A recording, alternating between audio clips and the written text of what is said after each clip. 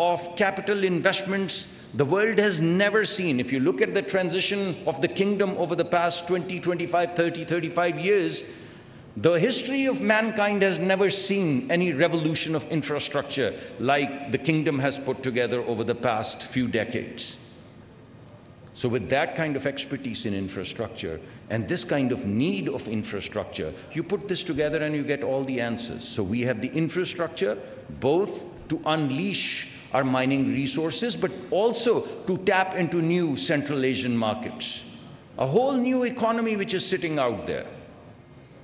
And finally, as I mentioned, we've already moved towards security, and you would see through the day, through the course of the day, you would see food security, you would see health security, you would see pharmaceutical investments, you would see joint programs, physician exchanges, educational exchanges.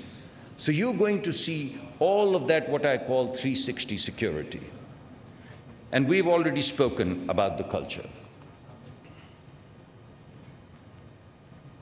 These are the 13 strategic sectors that Vision 2030 has highlighted. And right now, all of the programs that we are putting together, they would seamlessly plug into the sectors that you've already highlighted. We want to build synergy. So you would see today that we've already highlighted 7 to 8 sectors, and we have 35 value propositions in these sectors that you've highlighted. So we're putting in front of you things and directions in which you already want to go, nothing new. And these are exactly the sectors, whether it be healthcare and pharmaceuticals, whether it be financial services and the role that we can play in terms of back end, whether it be consumer goods and retail. Right now, when you look at Neom City or when you look at other grand projects, what do they need? They need construction materials. And when you walk into the northern areas of Pakistan and you see mountains, what do you think these mountains are? These are construction materials. They're granite, they're marble. They're all construction materials.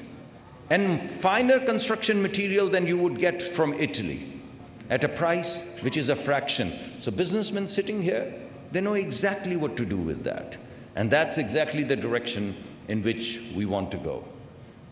And this is the criteria, Your Excellency, based upon our last conversation. And based upon the conversation you have seen from our finance minister and what you're going to hear from my boss, you will see that we're going to titrate every single project that we put in front of you against these evaluation criteria, against investment returns, risks, capabilities, strategic and innovation and technology. And in the teasers that we've put together, and you have the booklet, you would see the first cut of these evaluation criteria. You will find the high-level information on every value proposition. You'd find elements of these criteria in the teaser. And when our businessmen and your businessmen, they join hands and they sit together and sign NDUs, you would begin to see the details of all of this information. These are the projects. You have the teasers. I'm not going to spend a lot of time on them, but all of these areas are the areas that you've already highlighted in Vision 2030. Our success, your success, jointly together would bring about a revolution. And I'm confident that we'd be able to participate in it and make a success of it. And in order to make a success of it, as our Chief of the Army Staff yesterday also mentioned, we've put together SIFC. When we say from red tape to red carpet, what we mean is SIFC. What used to happen in a year now happens in a month. Very soon, it will happen in a week. We've put together a strategy which is going to de-risk you. And right now, we've hired the best-in-class people to take these ideas, to take these teasers, and make them very detailed value propositions through process of due diligence and business plans. I'm sure we'll succeed, but only if you hold our hands. Thank you very much for your attention.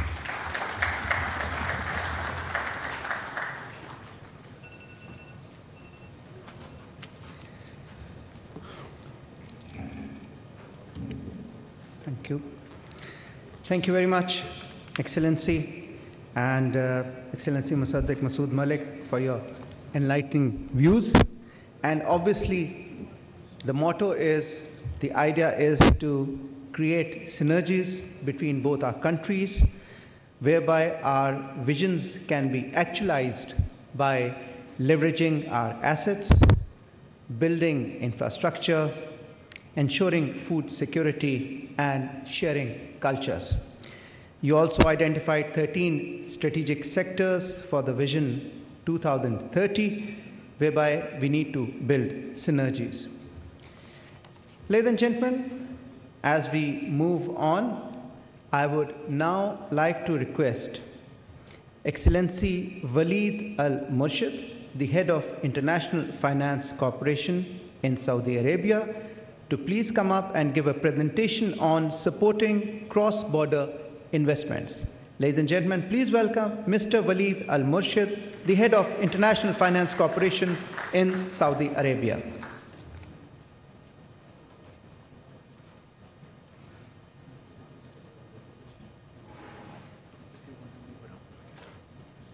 Assalamu alaikum wa rahmatullahi wa barakatuh.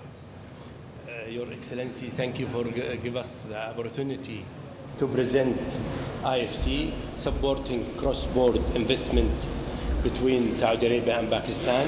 I have my colleague Zishan, head of Pakistan office, to introduce himself. Is this working? Thank you. Hi, good morning.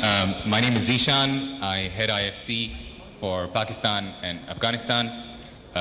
We're grateful, Waleed and I, to have an opportunity to talk to you a little about the way IFC views investment opportunities cross-border between Saudi and Pakistan. And the reason we're happy to have this opportunity is both Pakistan and Saudi Arabia are strategically critical countries for us. These are countries where we have significantly stepped up our engagement. And a big part of our role as a development institution is to promote cross-border investments by credible private groups in Saudi Arabia into Pakistan, but also credible Pakistani groups into Saudi Arabia. And that's really the crux of what we're going to present. We only have a few slides. Happy to then answer any questions later on. Waleed, do you want to kick us off? Yes, we will talk today about IFC, International Finance Corporation, mega multilateral investment guarantee agency. I mean, since IFC started in 1956, we invested over 400 billion US dollar. Our focus is manufacturing, agribusiness service, financial institution group, infrastructure, trade and funds. And we are not only providing loans, but we participate in equity, mobilization, blended finance, upstream, structure finance, and trade finance. Also, we provide advisory, and it is very important in our region, providing PPP privatization,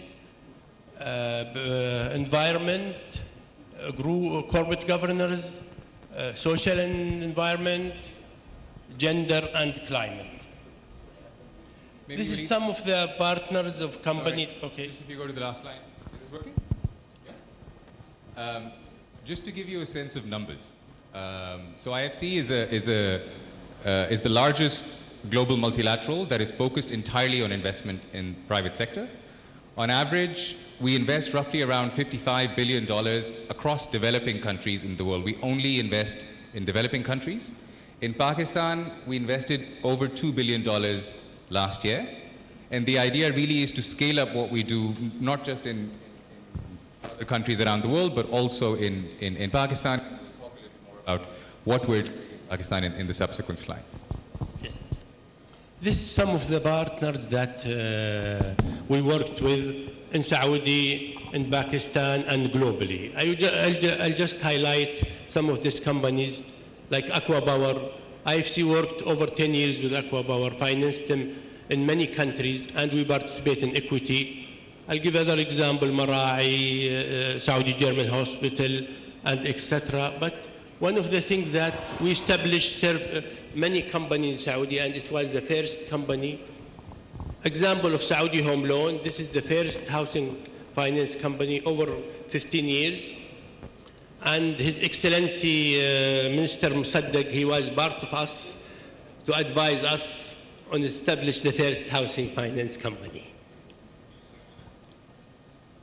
You want to talk about some I think you example? covered the Saudi partners. Just to emphasize the fact that for us, supporting private sector, whether in the country of destination, whether that's in Pakistan or in Saudi, or bringing in global players, is a core part of our strategy. So the top left-hand corner is global companies that we in countries, and the companies at the bottom are in. I mean, just to highlight what is our priority in Saudi. Cross-border investment, South-South investment. We worked recently with over 60 companies in Saudi Arabia, helped them expand their investment cross-border, and we invested over $4 billion US. And also we focus on selective transactions that is first of a kind, like housing finance, insurance, leasing, and we do advisory, especially PPP, corporate governors. And I will just highlight, like first airport, Medina Airport, first private airport in GCC. This is done almost over 10 years ago. First health project. And overall, it's a very profitable market for IFC Saudi Arabia, and it's a priority. And now I will ask my colleagues, Zishan, to take over to talk about Pakistan.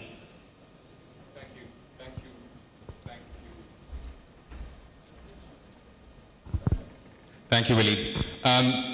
So just to give you a little bit of an overview on what we've been doing in Pakistan and how we view things going forward. So IFC has been active in Pakistan for over 50 years. We've invested in pretty much every sector of significance in Pakistan over the years. We've invested through all sort of cycles over the years, and we continue to grow our engagement in the country. Our experience in Pakistan overall has been positive. And there are two lessons we've learned from our engagement in Pakistan in particular, but also in developing countries. One, if you have a long-term view on the opportunities in Pakistan, the fundamentals of Pakistan, there is significant value to be generated from investments. As Waleed said, we have invested in equity and in debt across the country. We measure returns on our equity in dollar terms. We are profitable in Pakistan over the last 20, 25 years in terms of return on equity.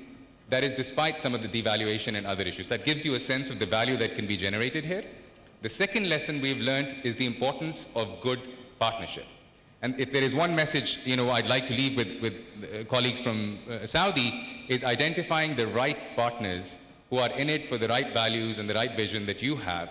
For us, that has probably been the single most important lesson of investing successfully in Pakistan. And that is an area we can help. We have significant presence here in the country with Waleed and our growing office in Riyadh. Obviously, we have significant connectivity in Saudi. We consider it part of our role to help credible businesses on both sides connect. Just to give you a sense of some of the things we've been doing, so we've been involved in several firsts in Pakistan on the infrastructure side, energy, LNG, transport side, financial sector, etc. We have grown our portfolio in Pakistan about 3.5 times in the last 2.5 years. And that is despite the relatively challenging 2.5 years that Pakistan has had. And the reason we have done that is because we believe in the long-term potential of Pakistan, and we learn from the experience we've had here over the years. Our annual commitments in Pakistan, which in 2022 were about $500 million, are now close to $2 billion, and we expect that number to go up going forward. If you go to the next slide, I'll only pick out a few things in terms of the sectors that we see as opportunities and are actively engaging in. Many of those have been highlighted by earlier ministers who spoke. We see the opportunity that exists in realizing Pakistan's export potential. It is a sector that is underrepresented by the private sector here. So for us, a key area of support is businesses that are in manufacturing that are looking to export. We are also very much focused on the climate and sustainability agenda. Anything on energy, transmission, distribution, transport, ports. We're also now very actively involved in the mining sector, particularly in copper, as was mentioned earlier. So for us, we see a number of opportunities across the infrastructure space as well as in the manufacturing space, where our focus is very much on enhancing competitiveness of Pakistani private businesses and realizing their export potential. And a lot of the time, again, in terms of our learning of being here in the market, is businesses here have capital, but are keen on access to foreign know-how. That is something that Saudi corporates who have exposure to other parts of the world can bring, so there is a lot of synergy that can be generated between the technical expertise and the capital that may come from Saudi groups with the Pakistani companies here that have ambitions to grow. So that's all on in terms of IFC. I wanted to just spend 2 minutes on MIGA. As you saw in the first slide, there are 2 parts of the World Bank Group that are relevant to private sector engagement. For restriction and convertibility, expropriation, war, civil disturbance. In credit enhancement, probably the most powerful tool that MIGA has is called non-honoring of sovereign obligations. And then the final one is on trade finance. These are very important covers that foreign companies, whether they're coming into Pakistan or other developing countries, can take advantage of. It provides them comfort. And again, MIGA has been active in Pakistan for several years. MIGA has a history of supporting almost $1.8 billion of FDI outside of Saudi going into developing countries. So we're again very happy to facilitate that dialogue for Saudi companies, foreign investors looking to come into Pakistan and provide the adequate cover that they need. I think we'll bring our presentation to a close. Thank you again for the opportunity. Again, very happy to support the initiative, both on the Saudi side as well as on the Pakistan side, to increase private sector to private sector engagement. Please consider us as a partner in this. I mean, thank you. Finally, I would like to thank His Excellency Engineering Khalid Al-Faleh for his support for IFC and making this happening. And we assure you that our team in Riyadh and in Islamabad ready for Saudi companies or Pakistani company for any support that they need. Whenever they need, we are available. Thanks a lot for this opportunity. Assalamu alaikum wa rahmatullah.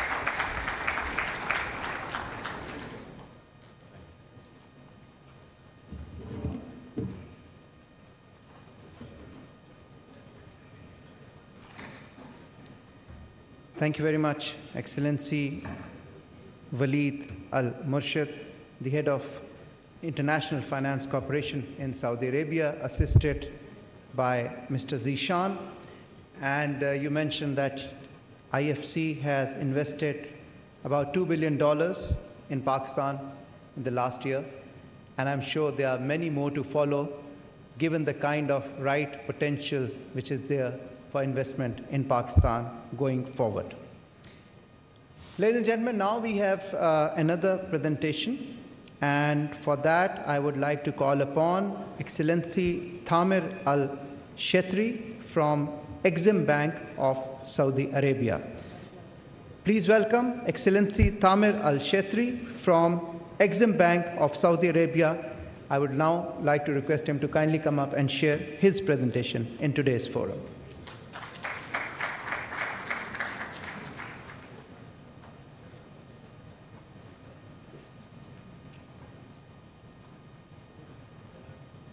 Your Excellencies, the Prime Minister, Your Excellency Engineer Khalid Al-Faleh, Excellencies, the Ministers, the Ambassadors, ladies and gentlemen, distinguished guests, Assalamu alaikum wa rahmatullahi wa barakatuh. Actually, it's my first visit to Pakistan, but even though I feel home, I would like to quote what His Excellency Khalid Al-Faleh said yesterday. We are sharing the same values, the same faith, and even the same culture. And I hope that we will share a bright future in front of us because of the bright plans that we both have in front of us. I would like to speak about the Saudi Exim Bank, but speaking about this entity, extending to speak about the vision of Saudi Arabia, because the Saudi Exim Bank just started 4 years ago with the spirit of the Saudi vision. Actually, 7 or 8 years ago from now, we established, His Royal Highness Prince Mohammed bin Salman established the Saudi Vision 2030, which is the second wave toward the future for the Saudi economy. We are changing the composition of the Saudi economy. In the 70s, it was the first wave of the Saudi economy. The oil price at that time was booming, so we established many funds and many companies and many entities that helped us at that time to be rich at this time. We hope that this plan, which is one of the most developed plan for the future in the Saudi and even the region in general, will help us toward the future to be a well-diversified economy with a rich and wealthy assets. We hope that we will synergize our plan with what is going on here in Pakistan. Speaking of the Saudi Exim Bank is a financial institution started to provide credit solutions for the financial institution and for the private sector to help them to access to liquidity to import goods or services from Saudi Arabia. We are part of the National Development Fund, which is a fund that we established to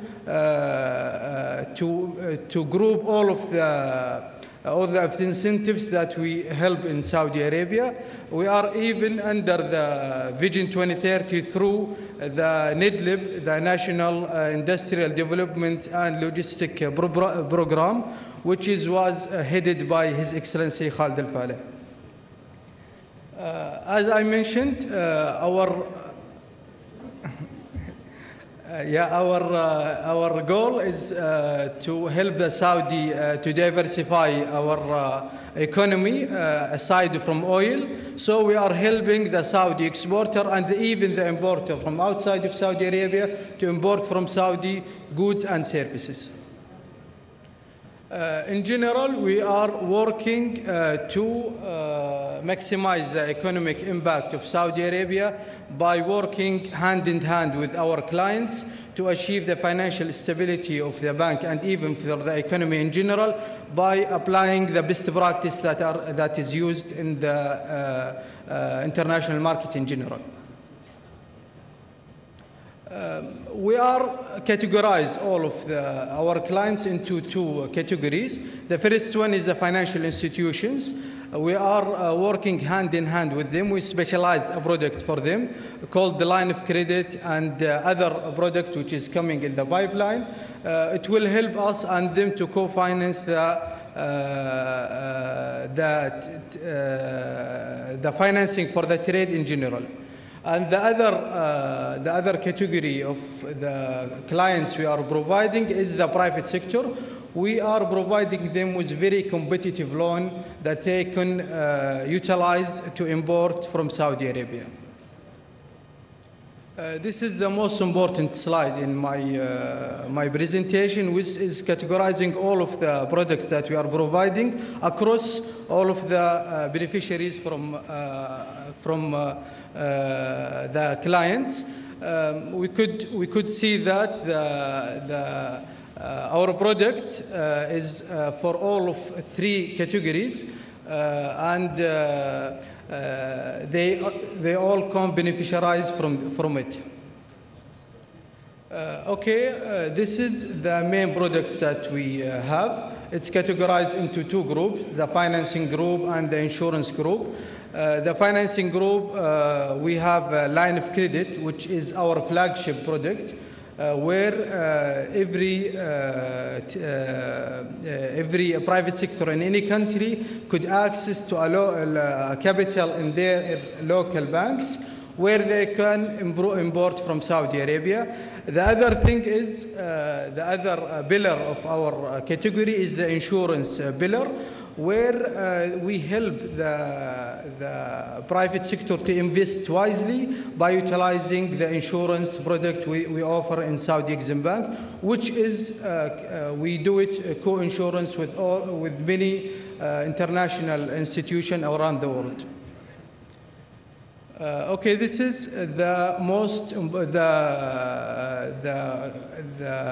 categories we are focusing on. It's covering all of the product that we are providing in Saudi Arabia, and not only the product, even the services. The way how to apply to our product is very easy. Just go through our website, and you will find, just with few clicks, you will find a dedicated team that will help you directly. Thank you very much. I would like to thank you for your patience, and I hope that it will be a second, not the first cooperation between Saudi and Pakistan in general. Thank you.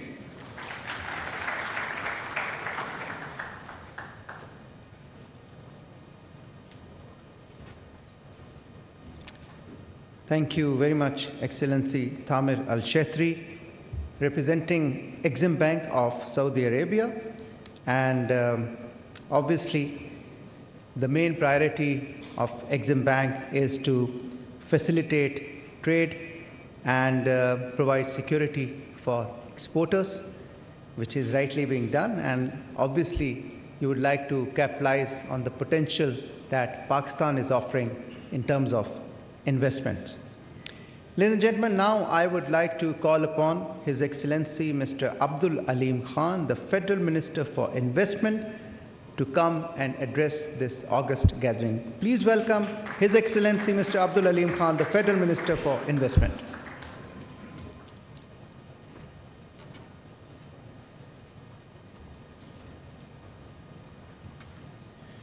Bismillah ar-Rahman ar-Rahim. The Deputy Prime Minister of Pakistan, Senator Ishaq Dar Sahab, the Honorable Minister for Investment, Brother Khalid bin Abdullah Al Faleh, my fellow cabinet members, the esteemed delegation members, distinguished guests, good morning and Assalamu alaikum. Being one of the last speakers, it's a great privilege, because when I came in the morning, I had a speech of like 10-20 pages. Now, after the speeches of my brothers, I am left with at least 1 or 2 pages. So, especially after the speech of my brother, the elder brother, Dr. Professor Musaddiq Malik, I have hardly anything to say, but I would still try to say something. It's my great honor to welcome you, sir, Your Excellency, and your esteemed delegation to Pakistan.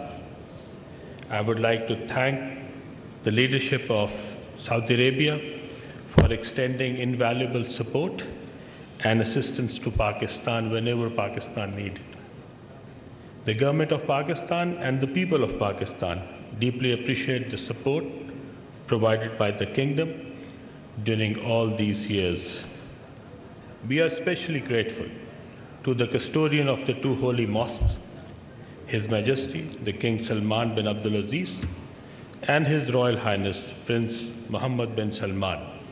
The people of Pakistan pray for His Majesty's good health and long life. I am very pleased at the ongoing discussion between the government entities within the framework of Saudi-Pakistan Joint Task Force. I hope that your government and private sector delegates will have the opportunity to take forward some of these discussions during this visit. I am also confident that with the institutional and policy reforms that we have introduced, more Saudi investors will be encouraged to invest in Pakistan. I would like to congratulate the team of both sides for B2B MOUs and agreements which will be signed during this visit. The ongoing discussions, exchanges of visits, Saudi Arabia's commitment towards strengthening economic engagements within Pakistan, I'll highly appreciate it. I hope this forum provides a unique opportunity to build deeper commercial ties between Pakistan and Saudi Arabia.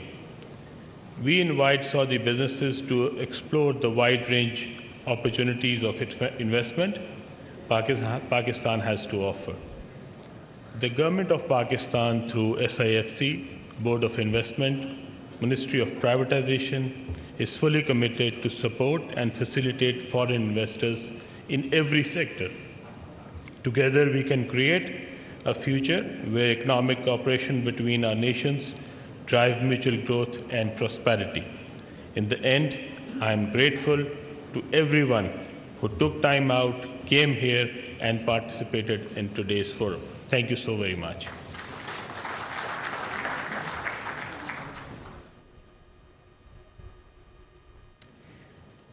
Thank you very much, Excellency Mr. Abdul Aleem Khan, the Federal Minister for Investment. He is also heading the privatization and the communication portfolios in the government of Pakistan. The whole of the Saudi delegation, on behalf of the government of Pakistan, we are honored and pleased on your visit. And Pakistan is known for its hospitality. And of course, now you know the other side, which is the investment opportunities, the investment potential that our great country has to offer to the world. I would now like to call upon His Excellency Mr. Khalid bin Abdul Aziz Al Faleh, the Minister of Investment, Kingdom of Saudi Arabia, to kindly come up and address this august gathering. Ladies and gentlemen, please welcome His Excellency Khalid bin Abdul Aziz Al Faleh, the Minister of Investment, Kingdom of Saudi Arabia. Excellency.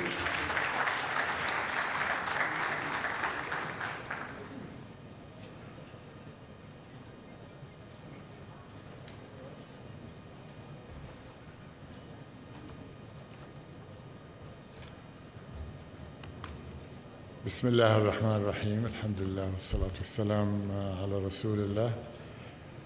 Your Excellency, Honorable Deputy Prime Minister, Minister of Foreign Affairs, Ishaq Dar, Your Excellency, Honorable Ministers, members of the Cabinet of Pakistan, the ones who spoke so warmly and so eloquently, and indeed in a very convincing way about the great value proposition that is standing in front of us and is ours to lose, and inshallah we will not lose it, given the vision and the determination of our leaders, of our people, and of our great, vibrant private sectors and investors from both sides, who I am honored to be with in this Saudi delegation and to have the opportunity to interact and meet with our colleagues and partners from the Pakistani side. Let me thank everyone who spoke about the warm welcome. And I can tell you, we felt the warmth of the Pakistani friendship. We felt the bond just as the door of our airplane opened last night, before we felt even the warmth of the air of Pakistan.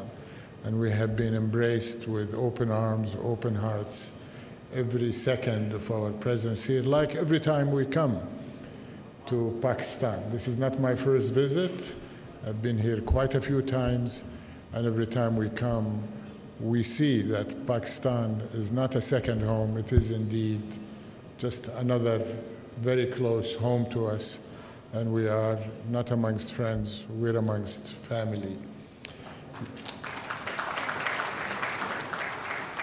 Let me start by conveying, not just to the honorable members of the Pakistani cabinet who are with us today and the parliamentarians, but to the entire Pakistani population, the warmest greetings from the leadership of Saudi Arabia.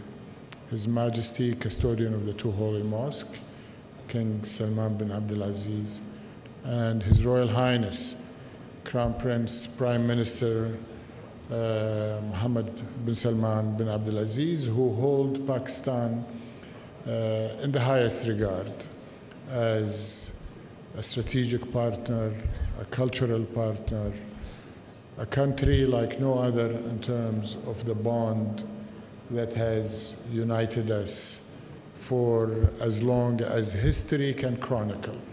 Of course, the modern relationship of Saudi Arabia and Pakistan has its roots from the founding of Pakistan. Saudi Arabia was with the Pakistani people as they created their own nation in 1947.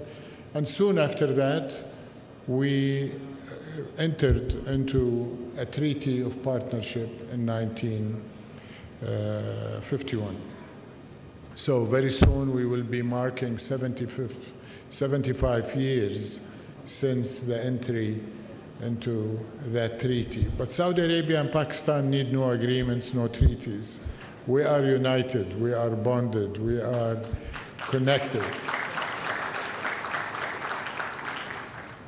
Our Islamic relationship and our spiritual relationship have been created 1400 years ago with the advent of Islam, and the Muslim people in this region were one of the first to enter into Islam, and all of us studied early in our childhood how the people of the Sindh Valley embraced Islam so passionately, and we continue to see it.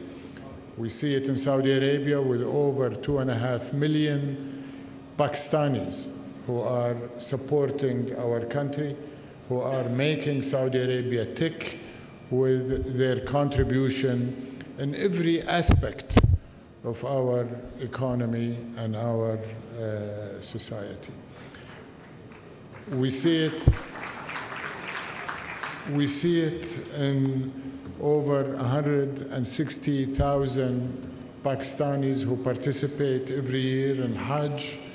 We see it in over 1.8 million people who travel to Saudi Arabia for Umrah every year, and in a way fuel that bond that unites our people.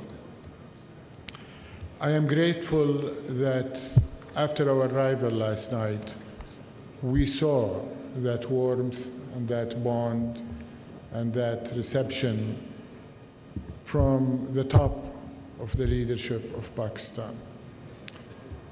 The Honorable President of Pakistan, Asif Ali Zardari, who is traveling today to a foreign destination, insisted on receiving us late in the evening last night and spent a good amount of time impressing on us his own personal belief and commitment to the relationship between Saudi Arabia and Pakistan, and that Pakistan is always there for Saudi, and that he sees the potential, the complementarity, the synergies, the great value proposition that each of our country makes available to each other if only we would realize it. And he called on all of us today to work towards that common objective. We spent a good amount of time with the Honorable Chief of the Army Staff General Sayyid Asim Munir Shah, and he spoke also from the heart, as well as from the mind, as well as expressing in numbers that are very, very compelling what the value proposition to the Saudi private sector from partnering with Pakistan. And he expressed his commitment that he will see to it that all matters of red tape will indeed be replaced with a red carpet treatment for Saudi investment. And he recalled how he and Crown Prince Mohammed bin Salman saw to it to create this special one-stop shop, a special single window,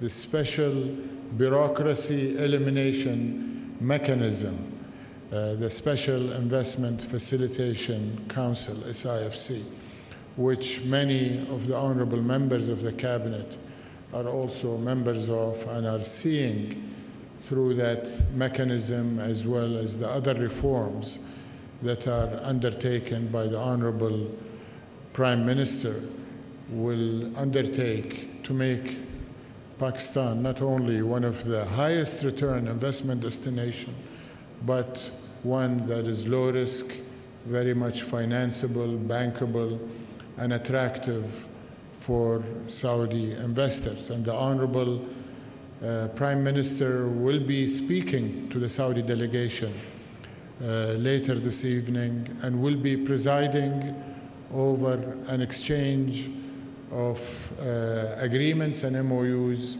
totaling 27 that will be signed throughout the day. Many of them have already been negotiated and agreed and will be announced today, over $2 billion. And these are very much organic agreements that have been reached without the strong facilitation that we're embarking on. I'm happy to hear what the ministers have said. I'm happy about the efforts of the Ministry of Commerce and its commitment to increase the trade. Trade between Saudi Arabia and Pakistan has already increased significantly by 80%, from $3 billion in 2019, $3 billion US dollars, to $5.4 US dollars. We are also reasonably encouraged by the number of Pakistani investment licenses that have also more than doubled in the last couple of years, reaching 2,000 Pakistani investors in Saudi Arabia. And the FDI stock in Saudi Arabia of Pakistani investment is already exceeding $1.6 US dollars. We are committed to and extremely encouraged by the announcement by His Royal Highness the Crown Prince committing the front end of Saudi investment into Pakistan, which is $5 billion. This was announced during the visit of the Honorable Pakistani Prime Minister when he, Shahbaz Sharif, when he visited a week or two after he was appointed in his role after the election. And there was a meeting in Mecca, essentially within the confines of Haram al-Sharif. Honorable Finance Minister and others were there wearing their ihram thobes, and I was also honored to be there, and we saw the warmth, the mutual commitment from both leaders, and that what I call the front end of Saudi investment was committed. And of course the PIF has a leading role. I am glad that we have the PIF represented with us in strength here in this delegation, not only representing the PIF, but also bringing many of the PIF portfolio companies, which is going to be spearheading the Saudi investments, including Aqua, including Aqua Power and renewable energy, including Manara and minerals. And I think these numbers, in my opinion, in my opinion, are only the tip of the iceberg. I think the limits, there are essentially no limits to what Saudi Arabia and Pakistan can do in the economic sphere, just like there are no limits to our friendship, to our bonds, to our historic relations, to our political relations at the highest level, from the days Saudi Arabia and Pakistan were created in the last century to many, many centuries in the future. I think it's been mentioned by our dear Pakistani partners. They have spoke about Saudi Arabia better than I would be able to speak about Saudi Arabia. And that again illustrates the kind of bond and complementarity that we have together. But let me say that Vision 2030 is not only doing well, it's actually ahead of schedule, and we're moving to start thinking about the next phase of envisioning the future. And the future of Saudi Arabia is going to be one of prosperity, it's going to be one of empowerment of the people of Saudi Arabia, empowerment of our private sector and our companies, of which we are very, very proud, and many of them are with us today, over 50 companies that have been breaking their schedules and their commitments elsewhere to be in this delegation, to be here in Pakistan this week. But Vision 2030, and this is the key point about Vision 2030, I want to say, is also about extending our prosperity to our partners and to our friends and to the countries that we need as much as they need us. Because no single country, no matter how rich, no matter how strong financially, can compete in the global world we live in today. You need demographics, you need large markets, you need human resources, in addition to capital. And Pakistan and Saudi Arabia together provide that complementarity, provide that scale, but you also need geographic reach, and we see that Pakistan is uniquely positioned geographically with your location extending from the Arabian Sea all the way into the heart of Asia, Central Asia, China, all of the Caspian countries are markets and resources that are available to Saudi investors to reach through partnering with our Pakistani friends. In terms of what we can do together, I think first and foremost, we want to support Pakistan continuing on its economic stabilization. Without Pakistan reaching its economic stability, it's very difficult to do things together. What has been done in the short period, the last 2 years, is quite impressive, Your Excellency, Minister of Finance. And we think it's only the beginning, because once the momentum is created, there is no stopping you, and Saudi Arabia has been and will continue to be your partner to achieve that economic stability. A key element for the private sector from Saudi Arabia to contribute to is substituting exports that we are getting from other markets to more valuable, higher quality, and indeed lower cost exports from our brotherly nation of Pakistan.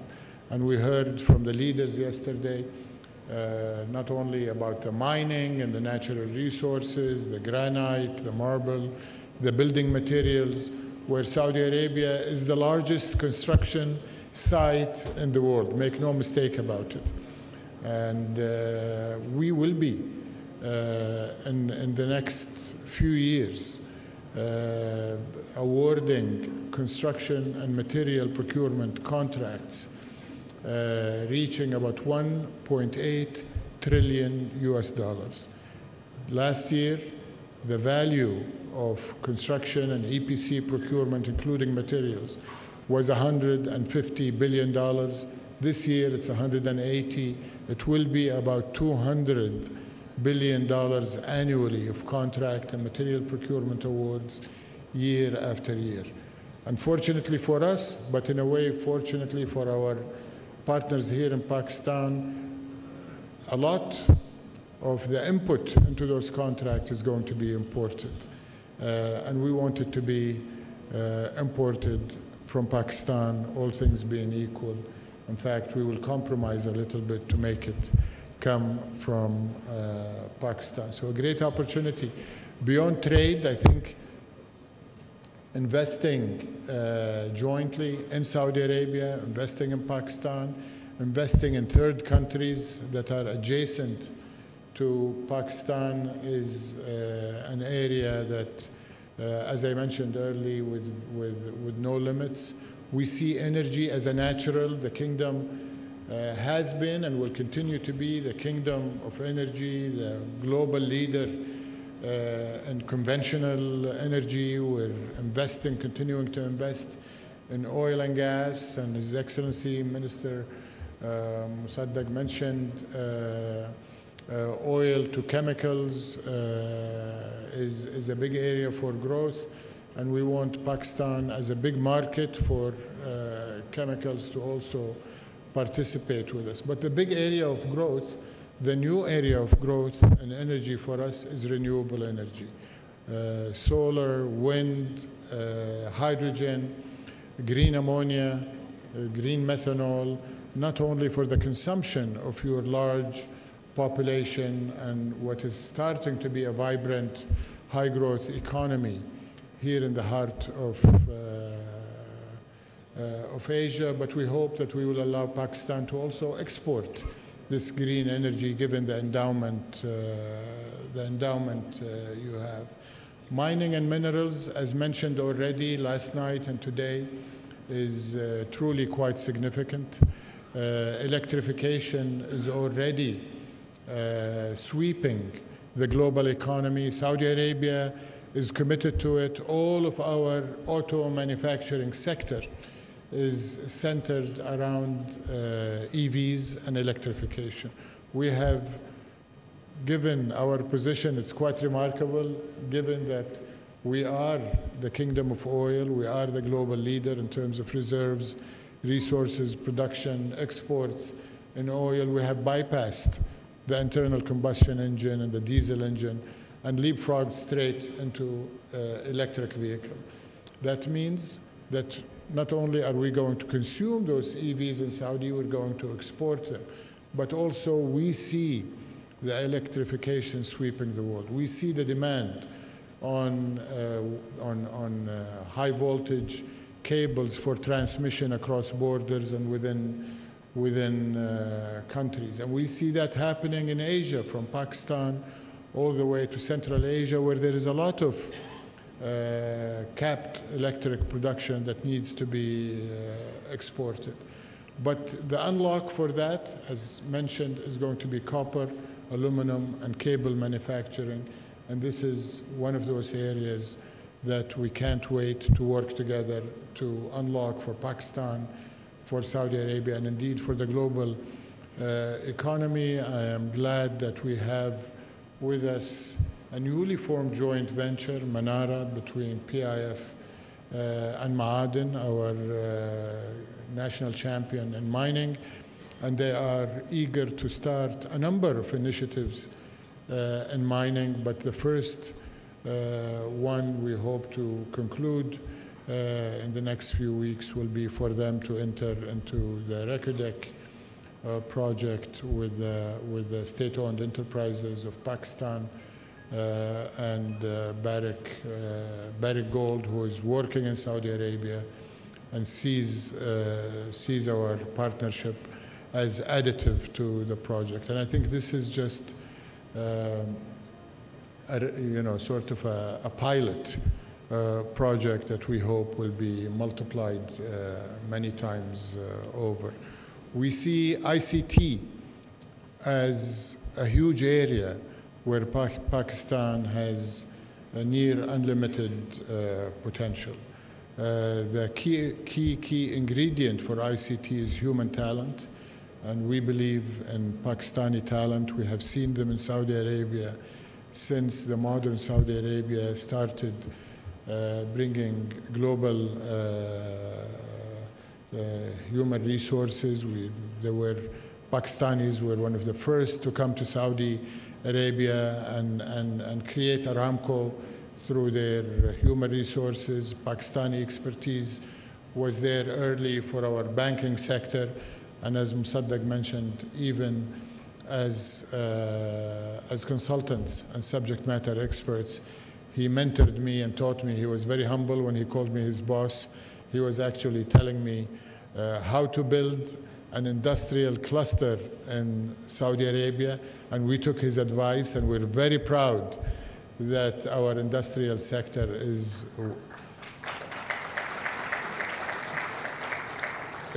one of the fastest growing, the most competitive, certainly in the region, and we aspire for it to be a global manufacturing and industrial powerhouse in Saudi Arabia.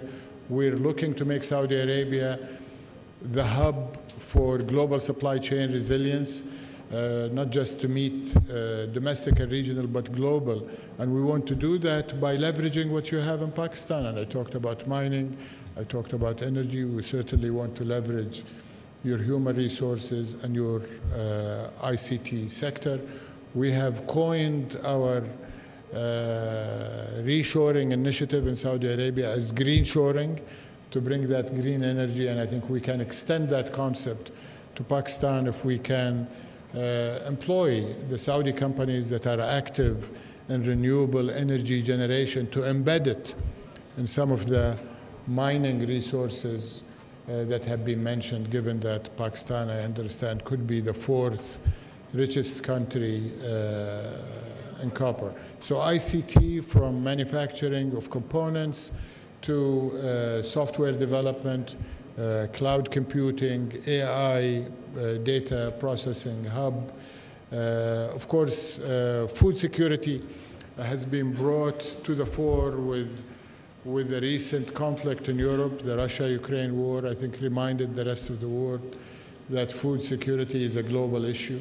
And it's certainly an issue in Saudi Arabia, where for generations we've been enjoying imports of Pakistani grains, especially Peshawar rice from my childhood. I remember it was our favorite food stock. Of course, meats and poultry, aquaculture and fishing, and the list goes on. We believe Pakistan, as we heard yesterday from the Honorable Chief of Army Staff, can become again the hub for global food security, not just for the Arabian Peninsula. Saudi Arabia is investing heavily in global acquisition and global direct investment from Latin America to Europe, Ukraine, Africa, and we're investing, of course, in South Asia and Central Asia, and we would love for Pakistan to be a key hub for agriculture, food processing, value add, and export to third countries.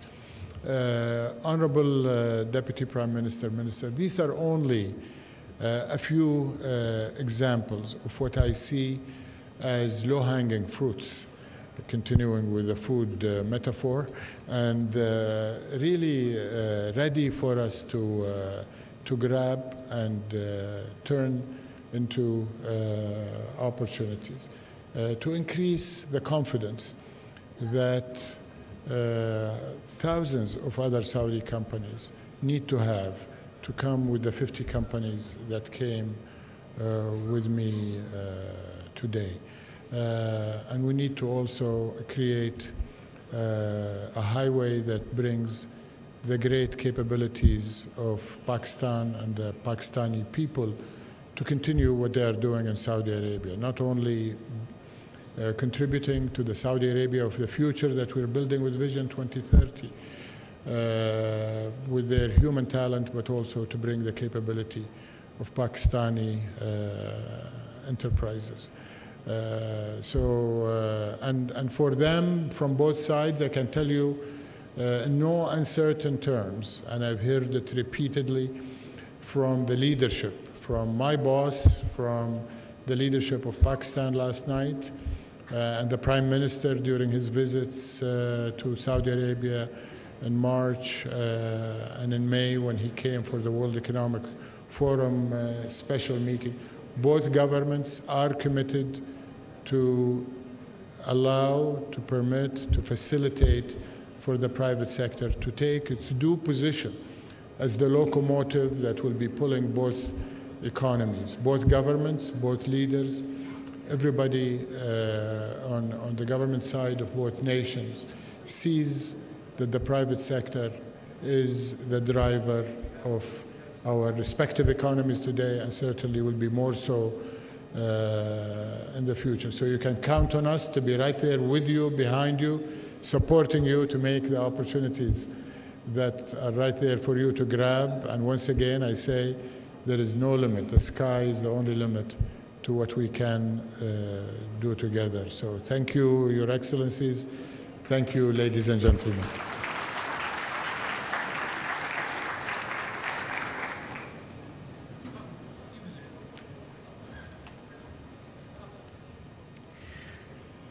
Thank you very much, Excellency Mr. Khalid bin Abdul Aziz Al Faleh, the Minister of Investment, Kingdom of Saudi Arabia, for your kind words. And as you mentioned, that sky is the limit when it comes to the investment potential of Pakistan. Excellency, you mentioned that Pakistan and Saudi Arabia are not dependent on any agreements or treaties to bond together. Indeed, we are united by the band of brotherhood, by the spiritual Islamic values that we share. Pakistan has one of the highest expat workforce working in the construction sector in Kingdom of Saudi Arabia, contributing to the growth of Saudi Arabia. And you mentioned specifically in detail all the investment opportunities that are available in Pakistan, and that shows that Pakistan is indeed a bankable investment destination for Saudi Arabia. Ladies and gentlemen, now I would like to call upon Senator Muhammad Ishaq Dar, the Deputy Prime Minister and Foreign Minister, Islamic Republic of Pakistan, to kindly come up and deliver the keynote address. Ladies and gentlemen, kindly welcome Senator Muhammad Ishaq Dar, the Deputy Prime Minister and Foreign Minister, Islamic Republic of Pakistan.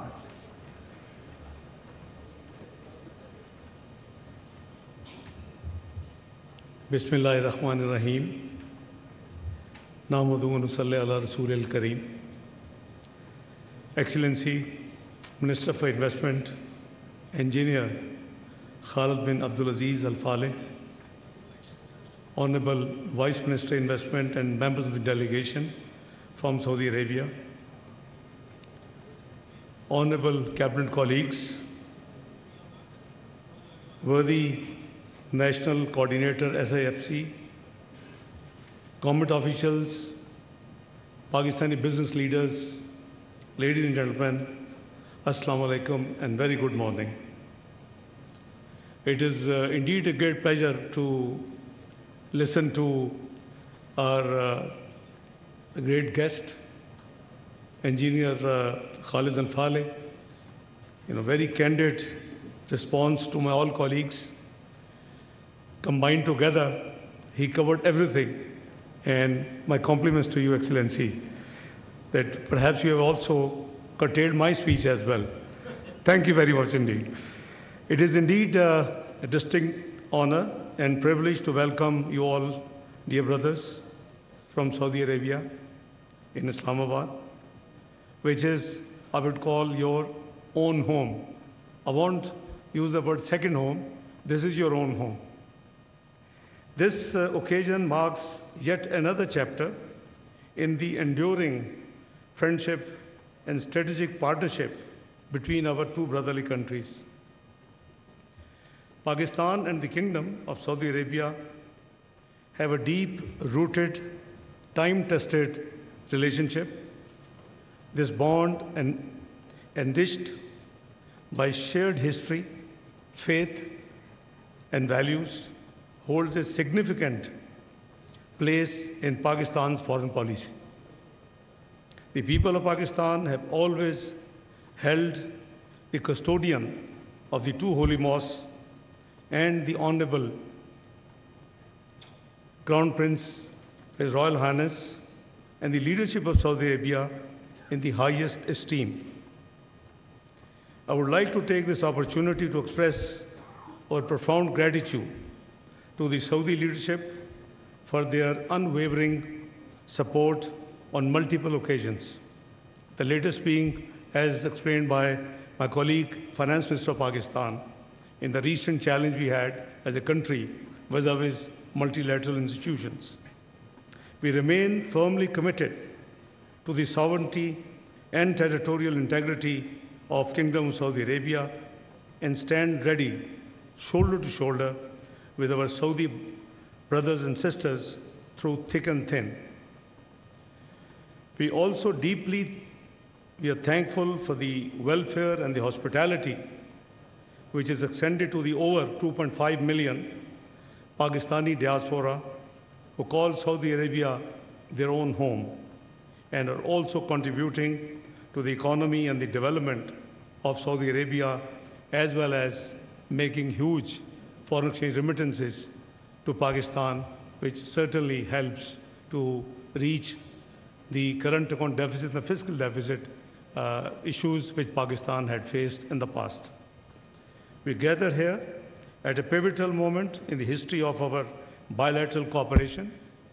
As His Excellency mentioned, that in Ramadan Sharif, soon after the Prime Minister Shahbaz Sharif government took office, we visited for Umrah.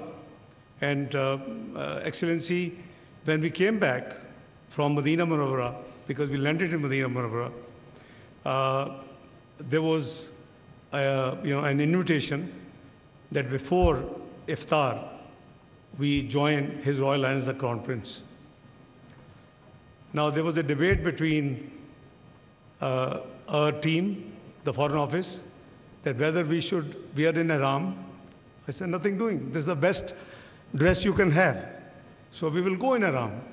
So as very rightly His Excellency mentioned, that we went in ihram to the Crown Prince Palace, and we had wonderful iftari as well as mutual dialogue, which ended up around Fajr with a joint communique for $5 billion.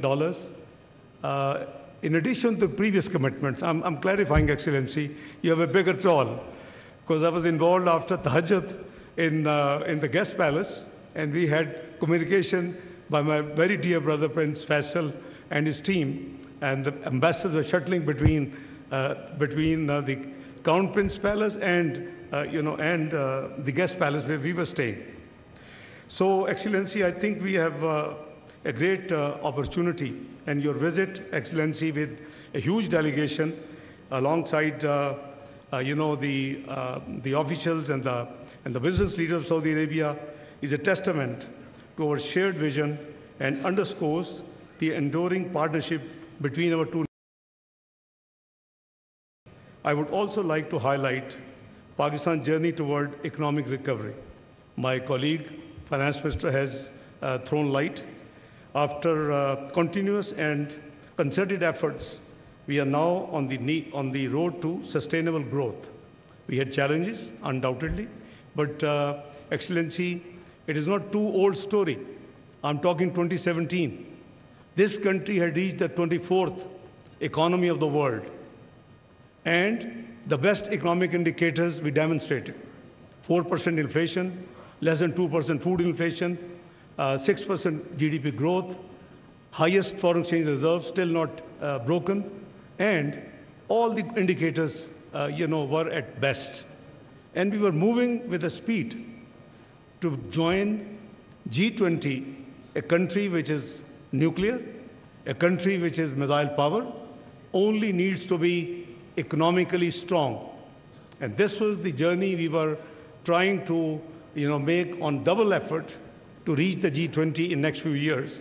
But unfortunately, certain elements, external and internal, and coupled by COVID, the pandemic, this journey was derailed.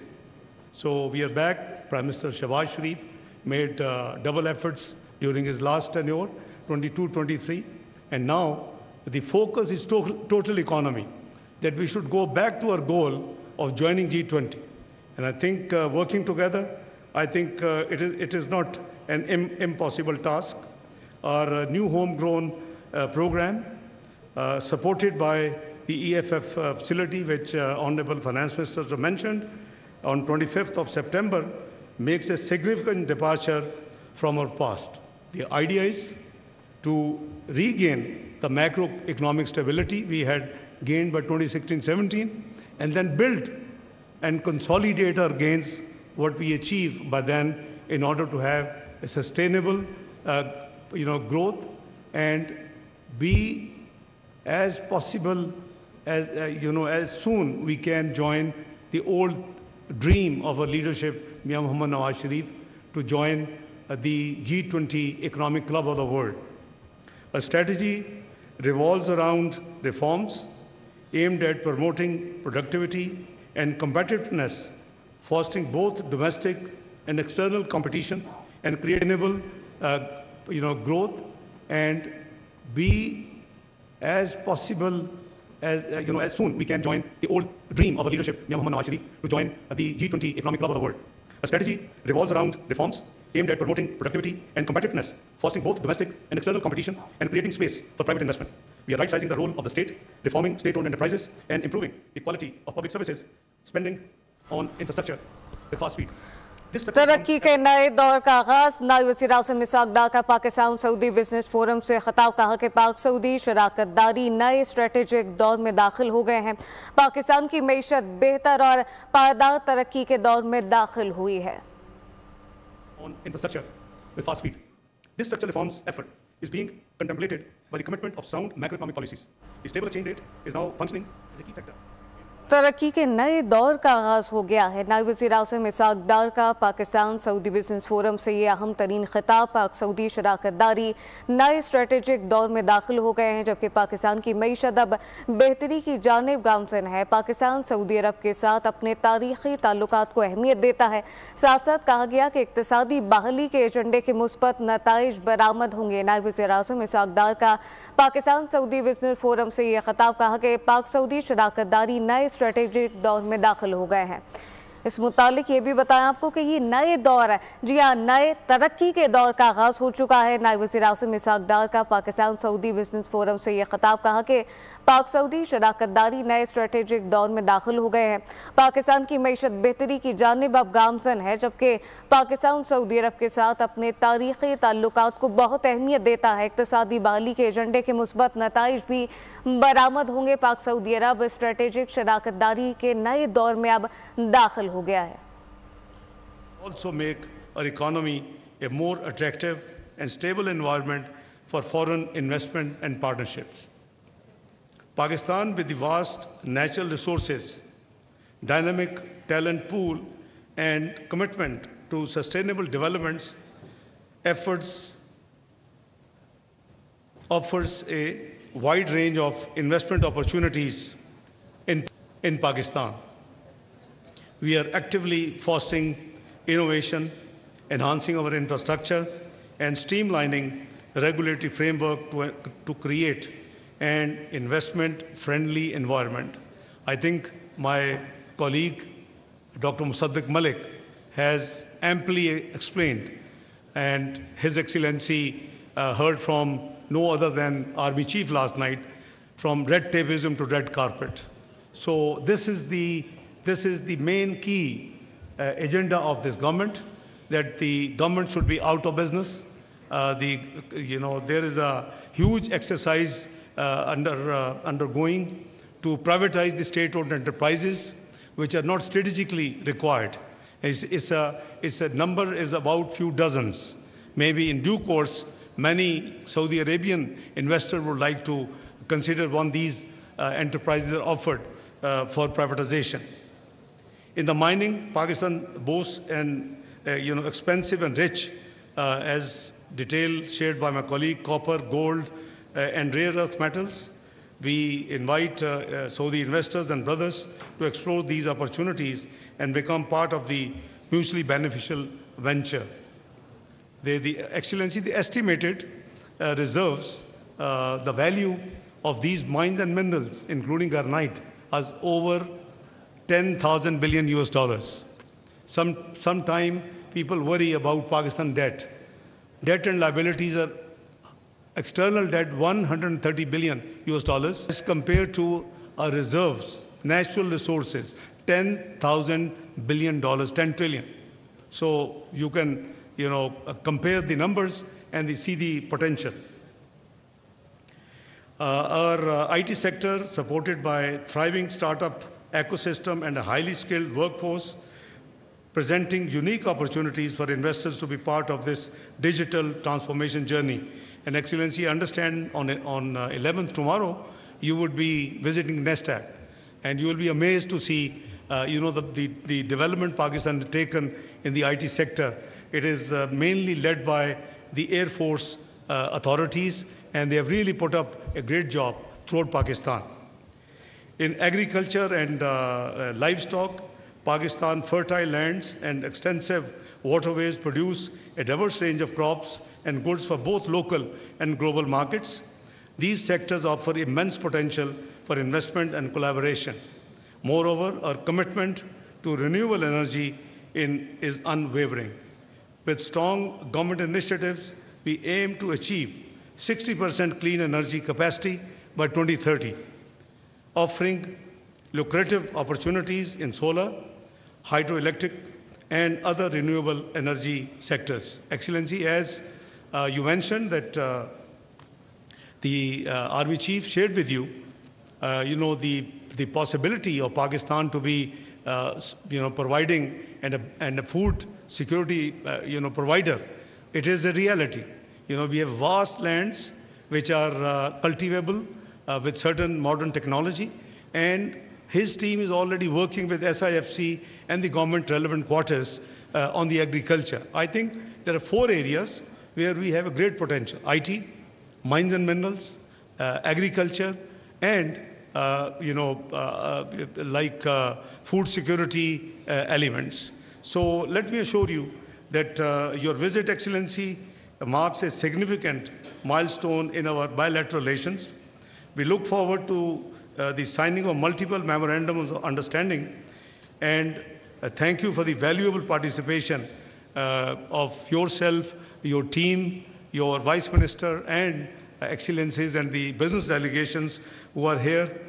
I may be missing the historic MOU ceremony. I was just sharing with Excellency, the Investment Minister of Saudi Arabia, that I am being asked to accompany our President of Pakistan to Turkmenistan for an official visit of just a day, but it's their 30 years constitution celebrations. So if I get to leave, I'll be happy to join. But otherwise, I'm sure my prayers and my duas will be with you for all the success to you and your delegates. Excellency, the MOUs include, I understand, wide range of sectors, mainly semiconductors, energy, livestock, manpower, and IT. These MOUs are a result of dedicated follow-up by Your Excellency and your side and our side, public and private sector entities, of the direction given by the leadership of both countries, which you very kindly mentioned. We hope that the signing of these MOUs will usher a new era of cooperation between our private sectors. I would also like to commend the honorable members of the Saudi delegations for their commitment to do business in Pakistan. These engagements will pave the way for fruitful discussions and agreements, and inshallah will further strengthen our strategic partnership, which is already very, very brotherly, close partnership in the areas of economic areas, trade, security, defense, and all cultural, all areas. We are working very closely. But I think with your guidance, your help, and your leadership qualities, I'm sure we can reach to a new strategic highest level, ever high in the history of both countries. Excellency, we are eagerly anticipating the visit of His Royal Highness, the Crown Prince and the Prime Minister, Prince Mohammed bin Salman, to Pakistan. And as you very kindly mentioned, that the visit had been scheduled, but because of certain unavoidable medical reasons of the king at that time, mashallah, he's doing quite well. He's fully recovered. So this visit was, temporarily postponed. So we are all as a nation looking forward, to the visit of His Royal Highness at his earliest possible, opportunity. This visit will not only further strengthen and put a strong bond in our strategic partnership, but will also pave the way for more collective efforts in various sectors we are jointly looking, Excellency. Once again, I extend to you, Excellency, and your delegation a very warm welcome to Pakistan, and I wish you a very pleasant stay. It's a very brief stay. I think you should plan, in consultation with your old colleague, Dr. Musaddiq Malik, some break in Pakistan. He showed you the mountains, he lured you and your delegation. There's a wonderful places in Pakistan, which you will never, you will forget Switzerland. And it's such a organic beauty there, untempered, that you will love to then, repeating your visits to Pakistan, I can assure you. And let me tell you, Excellency, also, this country's economy has a great resilience. We have demonstrated, when we were declared macroeconomic unstable country in 2013, early 2013, the general election had to take place, and we were told this country will get out of the quagmire in 12 to 15 years.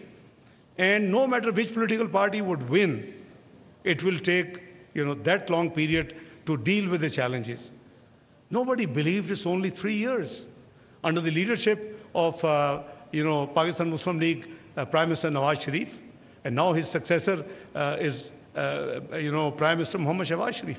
And it was only 3 years to reach from the macroeconomic unstable place to 24th global economy. Now, this is the resilience this country has and its economy has. So, working together, there's a great potential. I talk even broader. The Ummah, the 57 countries, if they work together, they have everything which they require to be the world global power. So I think we need more coordination, more cooperation. As ex officio chairman of Islamic Development Bank in 1998, I triggered a work that we should do, and I shared with my colleague Jam Kamal Sahab, Commerce Minister, that what the Islamic countries import from outside 57 countries, and what do they export to outside 57 countries. If you can profile, you have a great future, I tell you.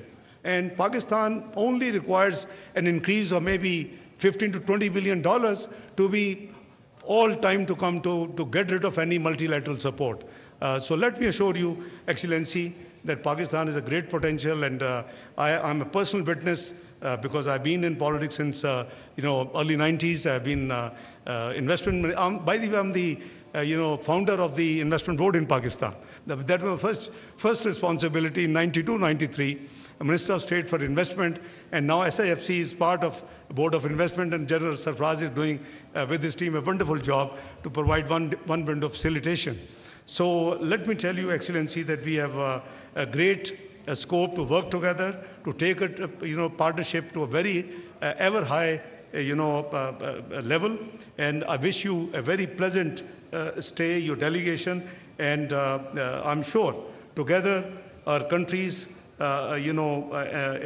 working together to thrive, benefit not only for the two nations, but also contribute to the global and regional peace, stability, development, and prosperity. As we embark on this journey together, I assure you of Pakistan's commitment to work closely with our brother Saudi Arabia to turn our shared vision into a reality.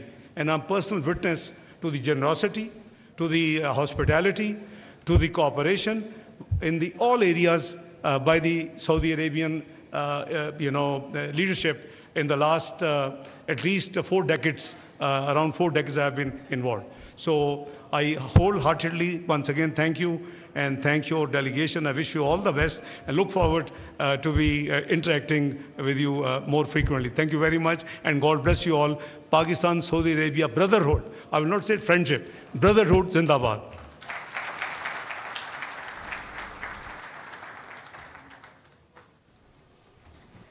Thank you very much, Senator Muhammad Ishaq Dar, Deputy Prime Minister and Foreign Minister, Islamic Republic of Pakistan. You rightly reiterated the deep-rooted, the time-tested friendship between Pakistan and Saudi Arabia, the brotherhood that we share. You also mentioned the specific structural reforms undertaken lately to boost the economy of Pakistan, which are bearing result. You mentioned the 4 main areas of investment: the IT sector, the mining, agriculture, and obviously the food security. Excellencies, honorable ministers, government officials, dignitaries, ladies and gentlemen, this concludes the plenary session of the Pak-Saudi Business Forum 2024. May I request you all to kindly proceed for the sectoral breakout sessions in the respective boardrooms, which I'll just be announcing. The food and agro sector session will be held in Shamadan 3 near the main lobby. The energy, power, petroleum and mining session will be held in Kehkashan 2, which is across this door. The industries and trading session will be held in Kehkashan 3, which is across this door. The information and communication technology would be held in Kehkashan 1, which is also across the door. And the construction session will be held in Shamadan 2, which is near the main lobby. And beyond this, the Saudi and Pakistani companies who will be signing memorandums of understanding are requested to kindly remain in this hall, and we'll be having the signing here only. So with this, we come to the conclusion of this session. Thank you very much, ladies and gentlemen, for attending. Once again, a warm welcome to our Saudi dignitaries. Pakistan, Zindabad.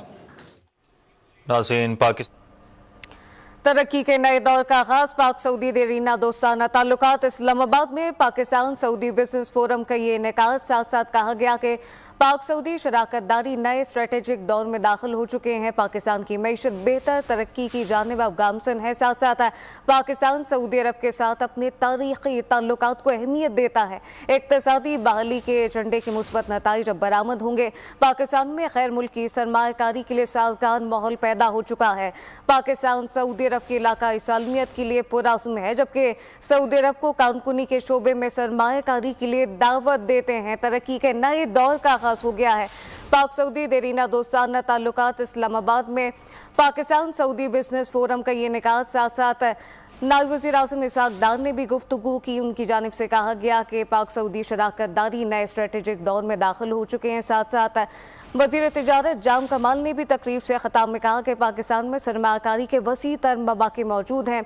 Saudi अरब पाकिस्तान के लिए अहम तिजारती शराकतदार है। Saudi वली अहद का vision 2030 काबिल तहसीन है। साथ साथ तरक्की के नए दौर का आगाज़ हो गया है। और आपको ये बताएं कि पाक सऊदी देरीना दोस्ताना ताल्लुकात इस्लामाबाद में पाकिस्तान सऊदी बिजनेस फोरम का इनेकाद वज़ीर तिजारत जाम कमाल की जानिब से कहा गया, खिताब किया गया। कहा गया कि पाकिस्तान इस वक्त सरमायाकारी के वसी तर मौक़े मौजूद हैं। सऊदी अरब पाकिस्तान के लिए अहम तिजारती शराकतदार है।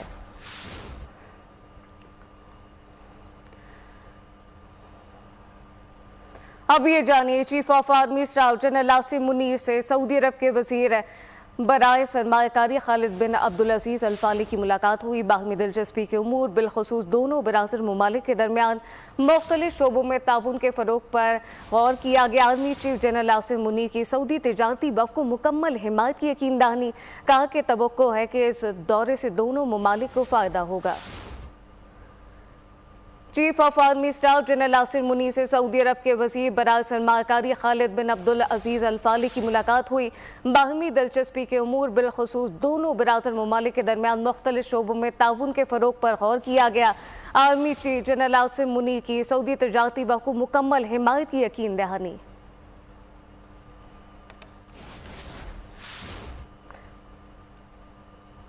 सऊदी अरब के वज़ीर बराए सरमाकारी खालिद बिन अब्दुल अजीज़ अल फाली की क़यादत में वफ़द की सदर आसिफ अली ज़रदारी से मुलाकात हुई। पाकिस्तान और सऊदी अरब का मईशत, ज़राअत, कारकुनी और इंफॉर्मेशन टेक्नोलॉजी के शोबों में ताउन बढ़ाने की अज़म क़यादा। सदर मुमलिकत ने कहा कि दोनों बरादर ममालिक को ख़ित्ते और इस्लामी दुनिया के खुशहाली और पूरा मुस्तक़बिल की तामीर के लिए काम करना चाहिए। पाकिस्तान सऊदी अरब के दरमियान तवील उल मुद्दती और आज़मूदा ताल्लुकात पर यकीन रखता है। सऊदी अरब के वज़ीर बराए सरमाकारी खालिद बिन अब्दुल अजीज़ अल फाली की क़यादत में वफ़द की आसिफ अली ज़रदारी से मुलाकात हुई। पाकिस्तान और सऊदी अरब का मईशत, ज़राअत, कारकुनी और इंफॉर्मेशन टेक्नोलॉजी के शोबों में ताउन बढ़ाने की अज़म किया था, जबकि सदर मुमलिकत ने कहा कि दोनों बरादर ममालिक को ख़ित्ते और इस्लामी दुनिया की खुशहाली और पुरअमन मुस्तक़बिल की तामीर के लिए काम करना होगा। पाकिस्तान सऊदी अरब के दरमियान तवील उल मुद्दती और आज़मूदा ताल्लुकात रखता है।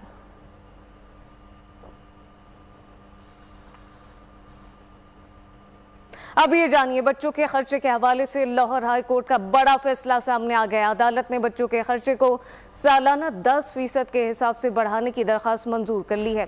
तहरीरी फैसला जारी कर दिया गया। अदालत ने फैसले की कॉपी पंजाब के तमाम डिस्ट्रिक्ट सेशन जजेस और फैमिली जजेस को भेजने की हिदायत की है। हिदायत की गई है। बच्चों के खर्चों के हवाले से लाहौर हाई कोर्ट का बड़ा फैसला। अदालत ने बच्चों के खर्चे को सालाना 10% के हिसाब से बढ़ाने की दरख्वास्त मंजूर कर ली। तहरीरी फैसला जारी कर दिया गया है। तफसीलात क्या है, अब्दुल रहमान से जानते हैं। अब्दुल रहमान, आगाह कीजिएगा।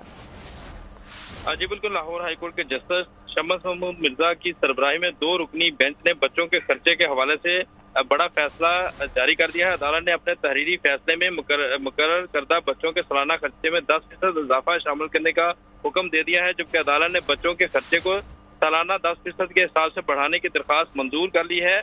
इस हवाले से अदालत ने बाज़ाब्ता तौर पर तहरीरी फैसला जो है जारी कर दिया है। अदालत ने फैसले की कापी पंजाब के तमाम डिस्ट्रिक्ट एंड सेशन जजेस और फैमिली जजेस को भिजवाने के अलावा सेक्रेटरी कानून पंजाब को भी ये फैसले की कॉपी जो है भिजवाने के अहकाम सादर किए हैं। अदालत ने अपने फैसले में कहा है कि आइन के आर्टिकल 4 के तहत जीने के हक का तहफ़्फ़ुज़ महफूज है। पसमानदा तबकात के बुनियादी मफादात का तहफ़्फ़ुज़ आइनी जिम्मेदारी है। बच्चों की कफालत जिंदगी का लाजमी हिस्सा है, जबकि बच्चे खुराक, लिबास, स्कूलिंग, रहाइश, ज़रूरियात और बका के लिए कफालत के मुनहसर हैं। बच्चों की देखभाल हासिल करना कानूनी हक है जो कानून के जरिए दिया गया है। लिहाजा इस दरख्वास्त को जो है मंजूर किया जाते हैं।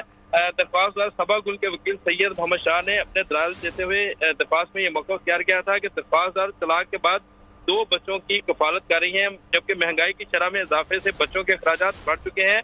अदालत बच्चों के मुकर्रर करदा खर्चे को सालाना 10% इजाफे के साथ शामिल करने के अहकाम सादर करें। जी अब्दुल रहमान, बहुत शुक्रिया। दावलपिंडी से खबर शामिल करें। आपको बताएं कि डेंगू मच्छरों के बार तेज हो गए हैं। डेंगू इमरजेंसी के बावजूद डेंगू मच्छर बेकाबू। गुज़िश्ता 24 घंटों के दौरान 111 अफराद में डेंगू वायरस की तस्दीक हो गई, जबकि अस्पतालों में ज़ेर इलाज मरीजों की तादाद ज़्यादा से ज़्यादा होती जा रही है। पोटोहार के इलाके में ज़्यादा केस रिपोर्ट हुए हैं।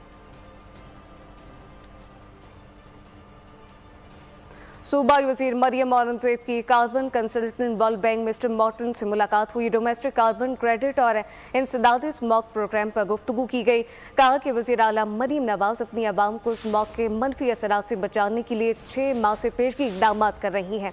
एयर क्वालिटी में बेहतरी के लिए सोलराइजेशन की जानिब जा रहे हैं। इसके अलावा इलेक्ट्रिक मोटर बाइक और इलेक्ट्रिक रिक्शे के इस्तेमाल पर भी गौर जारी है। सूबाई वज़ीर मरियम औरंगज़ेब की carbon consultant World Bank mister Morton से मुलाकात हुई। डोमेस्टिक कार्बन क्रेडिट और इंसदादी स्मॉग प्रोग्राम पर गुफ्तगू की गई। कहा कि वज़ीर आला मरीम नवाज अपनी आवाम को स्मॉग के मनफी असरात से बचाने के लिए 6 माह से पेशगी इक़दाम में मसरूफ़ हैं। तफसीलात फातिमा शिराजी से जानते हैं। फातिमा, आगाह कीजिएगा। जी बिल्कुल, सीनियर सूबाई वज़ीर मरियम औरंगज़ेब की कार्बन कंसल्टेंट वर्ल्ड बैंक के जो हैं उनके मिस्टर मोर्टन से मुलाकात हुई है। इस मुलाकात में उन्होंने पंजाब में के हवाले से बात किया कि पंजाब में ट्रांजैक्शन फेज से गुजर रहा है और एयर क्वालिटी इंडेक्स में बेहतरी के लिए सोलराइजेशन सिस्टम का आगाज जो है वो जल्द अज जल्द किया जाएगा और इसी पर फोकस करने की उन्होंने हदायत की है। इसके अलावा सूबाई वजीर मरियम औरंगजेब का ये कहना था कि स्मोक अहले पंजाब के लिए हर लिहाज से चैलेंज है, क्योंकि मौसम अब चेंज हो रहा है तो स्मोक के जो एयर क्वालिटी इंडेक्स है इसमें मजीद इजाफा होता जाएगा। दीगर तरक्की याफ्ता ममालिक की कामयाब तजवीज़ों से हम फायदा उठा रहे हैं और वफ्द ने मरियम नवाज शरीफ के पंजाब में किए गए इंसदाद स्मोक इक़दामात के बारे में शानदार जो है वो अमली बसीरत और हिकमत अमली की तारीफ भी की है।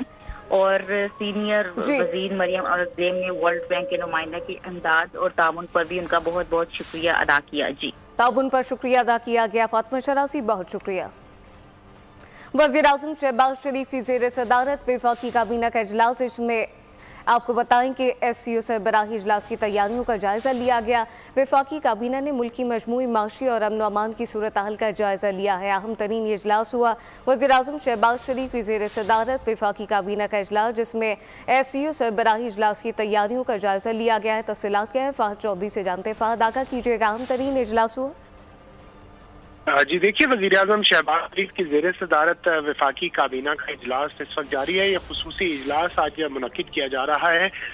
शंघाई ताउन तंजीम सरबराही इजलास की तैयारियों का जायजा लेने के लिए और इसमें मुतालिका वजारतों और महकमों की जानिब से तफसीली ब्रीफिंग दी जा रही है। जो सिक्योरिटी के इक़दाम किए गए हैं SCO सरबराही इजलास के शुरका के लिए और जो सिफारती जो वफूद इस्लामाबाद आएंगे उनकी सिक्योरिटी के लिए उनके जो इंतजामात हैं उनके ठहराने के, उस हवाले से भी तफसीली ब्रीफिंग दी जा रही है। और ये इजलास इस वक्त जारी है, जिसके बाद जो है एलामिया के जरिए इसकी तफसीलात से आगाह किया जाएगा।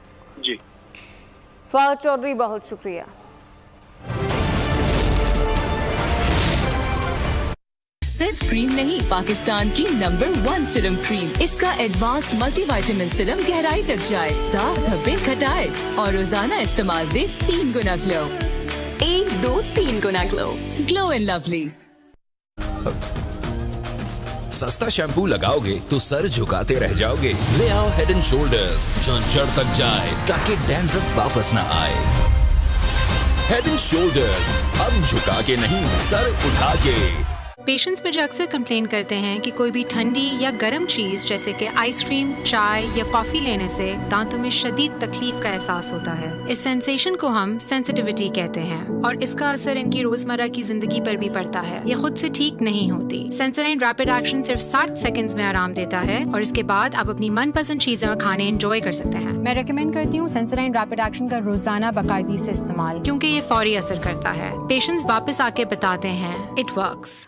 याद रखना, सिर्फ सेफगार्ड से शब शब शब। सेफगार्ड से जो नहाए घंटों जम से बचता जाए, शब शब शब चलता जाए। जबरदस्त हिफाजत अब 20 रुपए की जबरदस्त बचत के साथ। सुनसान पहाड़ है यार, तेज चला ले।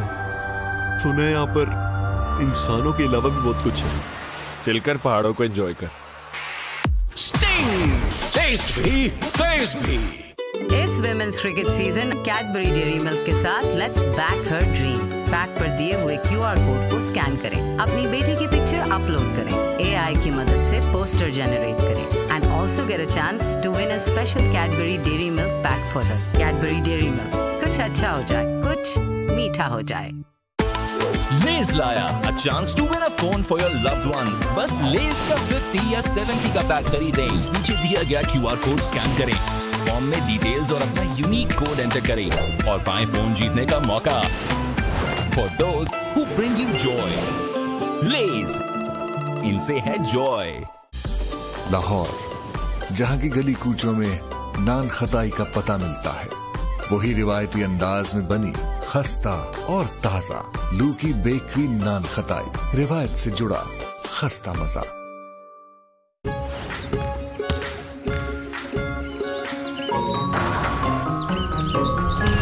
आज मैं इसे कुछ कह क्यों नहीं रही,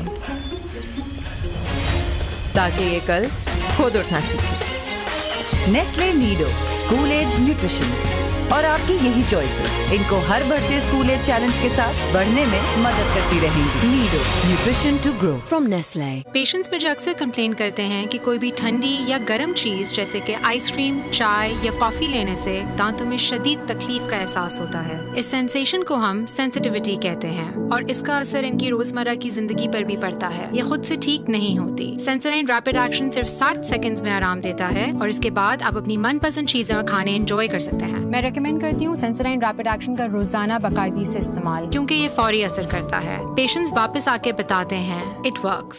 हम सब बोलेंगे boom boom boom boom boom, हम सब बोलेंगे बूम बूम बूम बूम, हम सब बोलेंगे।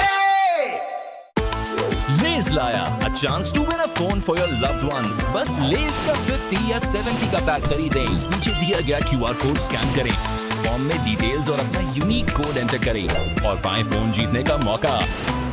For those who bring you joy, लेज़, इनसे है जॉय। अद्धी रात है, ना बंदा ना बंदे दी रात है, कड ले गड्डी। कुछ ड्रोना आ गया ना ते पैक हो जानी है। पर चिल कर यार। स्टिंग, टेस्ट भी तेज भी। पराठा पार्टी करूंगा, सैंडविच से पेट भरूंगा। अरे मारे गए। कनॉन नूडल्स के 4 पैक्स अब सिर्फ 199 रुपए में। होगा 199 रुपए का, मुझे क्या।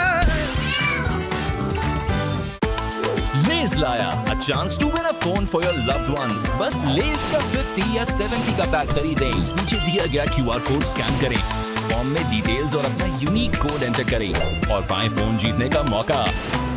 For those who bring you joy, लेज़, इनसे है जॉय। भाईजान सुबह कंपटीशन है, सब तैयारी हो गई? अच्छा सुन, a black hole is like a cosmic vacuum cleaner that is so powerful that it can suck in everything from dust to gases to even light if it gets too close. It never gets full, nor does it need to be emptied. Sting, taste भी तेज भी। मानो कैसी फिकर। ये जिद्दी दाग। Aunty Surf Excel है ना? नए सर्फ एक्सेल की स्टेन लिफ्टर टेक्नोलॉजी खींच निकाले हर तरह के जिद्दी दाग। तो दागों से क्या डरना, सर्फ एक्सेल है ना। सुनसान पहाड़ है यार, तेज चला ले। सुने यहाँ पर इंसानों के अलावा भी बहुत कुछ है।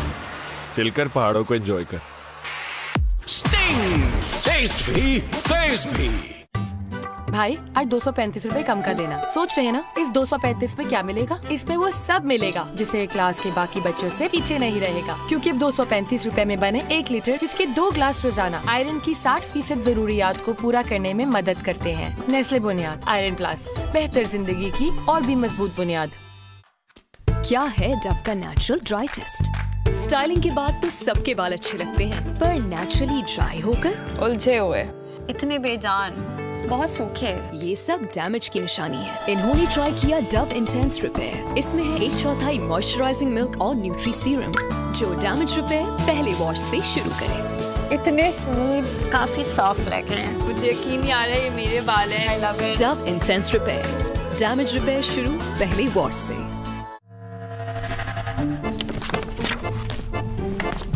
भाईजान सुबह कंपटीशन है, सब तैयारी हो गई?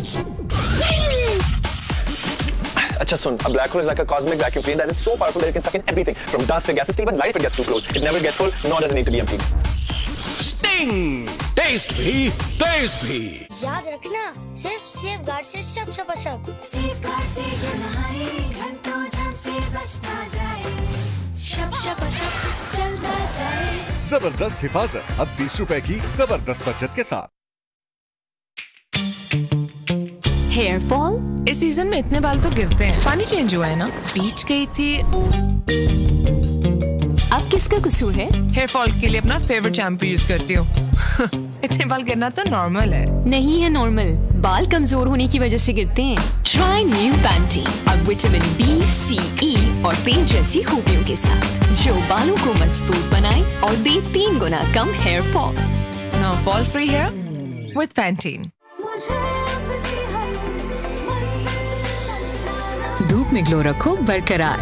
Glow and lovely serum cream. इसका मल्टीविटामिन सीरम गहराई में जाए, दाग धब्बे घटाए, दे 3 गुना bright glow. Glow and lovely serum cream.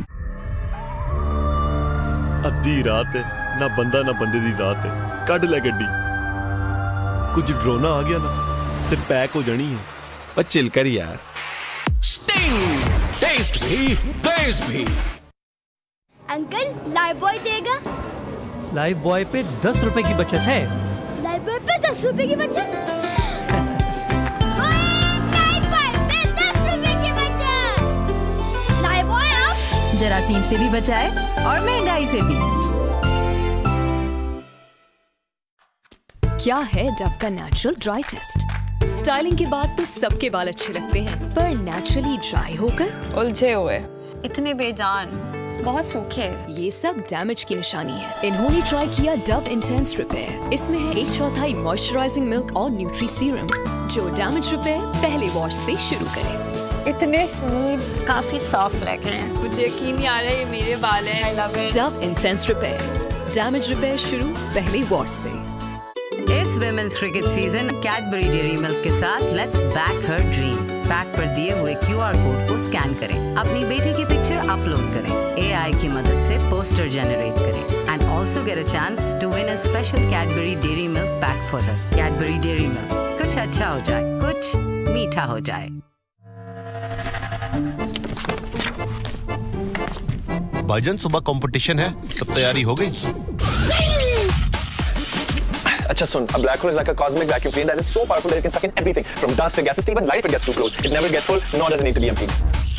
Sting, taste भी तेज भी। आपका नो रैश डिसीजन क्या था? जब बेबी की बात हो तो नो जल्दबाजी। मैं पाउडर लगाती हूँ, मुख्तलिफ क्रीम्स एंड ऑयल्स इस्तेमाल कर लेती हूँ। मैं कुछ टाइम के लिए बेबी को डायपर फ्री कर देती हूँ, लेकिन फिर भी रैश का डर तो लगा रहता है। पर मुझे नहीं, क्योंकि मैंने स्विच किया पैम्पर्स पर, जिसमें पहले से ही एलोवेरा वाला लोशन है, जो कभी को दिन रात रैश से बचाता है। आप खुद ट्राई करें, फिर आप भी कहेंगे अब से नो मोर रैश डिसीजन। Try Pampers. दुनिया के तमाम बड़े शहरों से बर्फ पहुंचा रहा है हर खबर बोल news. Good morning doctor. Good morning doctor. जब तक कोलगेट मैक्स फ्रेश से ब्रश नहीं करोगे, नींद पीछा नहीं छोड़ेगी। इसके कूलिंग क्रिस्टल्स कर दें इतना ताजा, यू हैव नो अंदाजा। Ready for surgery? Please. Colgate max fresh, नींद भगाओ, ताजगी जगाओ। ये सब मुमकिन है जब आप करेंगे सपोर्ट अपने बच्चे की बढ़ती हुई बॉडी और माइंड को। नेस्ले लैक्टोग्रो में मौजूद है एक्टिव ग्रो, जिसमें शामिल है टमी के लिए प्रोबायोटिक्स और वो न्यूट्रिएंट्स जो सपोर्ट करें इसकी बढ़ती बॉडी और माइंड को, ताकि इसे मिले ग्रोथ में मदद और आपके बच्चे करें grow with active grow from Nestle. इस women's cricket season Cadbury dairy milk के साथ लेट्स बैक हर ड्रीम। पैक पर दिए हुए QR कोड को स्कैन करें, अपनी बेटी की पिक्चर अपलोड करें, AI की मदद से पोस्टर जनरेट करें and also get a chance to win a special Cadbury dairy Milk pack for her. Cadbury dairy Milk, कुछ अच्छा हो जाए, कुछ मीठा हो जाए।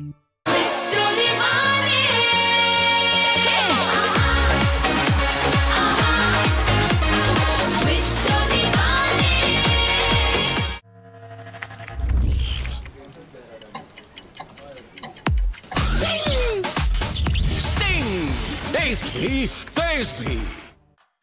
क्या है डव का नेचुरल ड्राई टेस्ट? स्टाइलिंग के बाद तो सबके बाल अच्छे लगते हैं, पर नेचुरली ड्राई होकर उलझे हुए, इतने बेजान, बहुत सूखे। ये सब डैमेज की निशानी है। इन्होंने ट्राई किया डव इंटेंस रिपेयर। इसमें है 1/4 मॉइस्चराइजिंग मिल्क और न्यूट्री सीरम, जो डैमेज रिपेयर पहले वॉश से शुरू करे। इतने स्मूथ, काफी सॉफ्ट लग रहे हैं। मुझे यकीन नहीं आ रहा है ये मेरे बाल हैं। I love it। Dove intense repair, damage repair शुरू पहले वॉश से।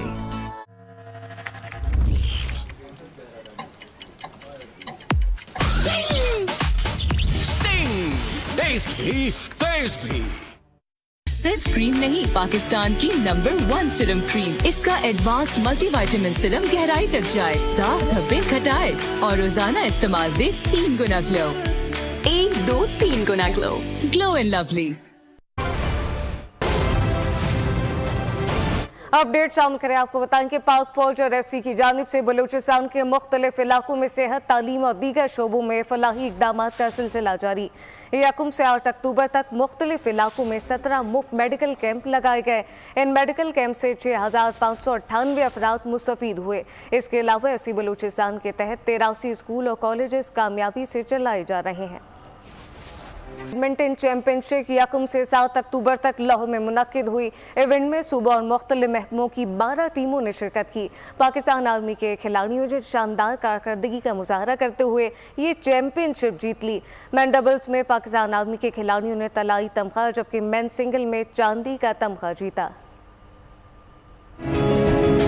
अब ये जानिए, अमरीकी इलेक्शन में दहशतगर्दी की मनसूबाबंदी में मुलविस अफगान शहरी गिरफ्तार कार्रवाई रियासत ओक्लाहोमा में अमल में लाई गई। FBI के मुताबिक मुल्जिम इलेक्शन के दौरान दहशतगर्दी करना चाहता था। नासिर अहमद तौहीद चीन की जानिब से पाकिस्तान में कोयले से केमिकल टेक्नोलॉजी की तैयारी। चीन की शेंजी coal and chemical industry group Sindh में कोयले के ज़खायर से केमिकल